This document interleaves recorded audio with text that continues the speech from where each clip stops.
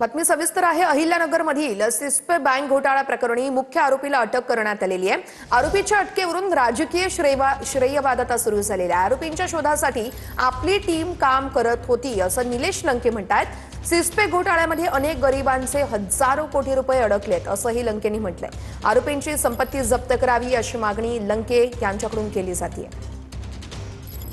मागच्या वर्षी सप्टेंबर महिन्यामध्ये उघडकीस आलेल्या अहिल्यानगर जिल्ह्यातील चिस्पे घोटाळ्यामध्ये राजकारण तापल्याचं बघायला मिळालं होतं। त्यामध्ये अनेक लोकांचे पैसे जे आहेत ते बुडल्याचं बघायला मिळालं होतं। त्यानंतर आरोपींना नेमकं कधी शोधलं जाणार याची चर्चा सुरू झालेली होती, पण आता त्यातल्या एका मुख्य आरोपीला अटक केलेली आहे। या सगळ्या अनुषंगाने बोलण्यासाठी माझ्यासोबत अहिल्यानगरचे खासदार निलेश लंके आहेत। स्वागत आहे सर TV9 मराठीमध्ये आपलं।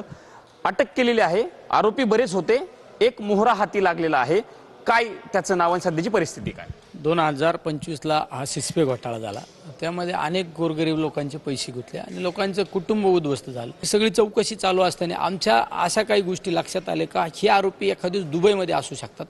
त्यावेळेस मी माझ्या काही यंत्रणेला लावून तिथले काही स्थानिक लोकांना बरोबर घेऊन आम्ही त्या आरोपींचा शोध त्या ठिकाणी आमच्या पद्धतीने सुरू केला। तर मी 9 फेब्रुवारी 2026ला केंद्रीय गृहमंत्री अमित शाह साहेबांना भेटलो आणि त्यांच्यावर सीबीआयची चौकशी लावली पाहिजे आणि म्हणजे आरोपींवरती सीबीआयची चौकशी केली, आरोपींवर सीबीआयची चौकशी लावून इंटरपोलची मागणी आम्ही त्या ठिकाणी केली। त्याचं नाव काय आहे आणि तुम्ही टीम म्हणताय, मग याला ज्यावेळी अटक केली, हा दिसतोय हा फोटो काल अटक केलेला राहुल काळोखे, त्याचे ज्यावेळेस आम्ही दुबईमध्ये आमच्या यंत्रणेने त्याला डिटेक्ट केलं त्यावेळेस हे मॉलमध्ये फिरताना त्याचे हे फोटो सगळ्या गोष्टींची माहिती आम्ही त्या ठिकाणी गोळा केली।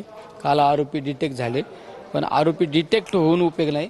आता त्यांच्या संपत्त्या प्रॉपर्ट्या सेल केल्या।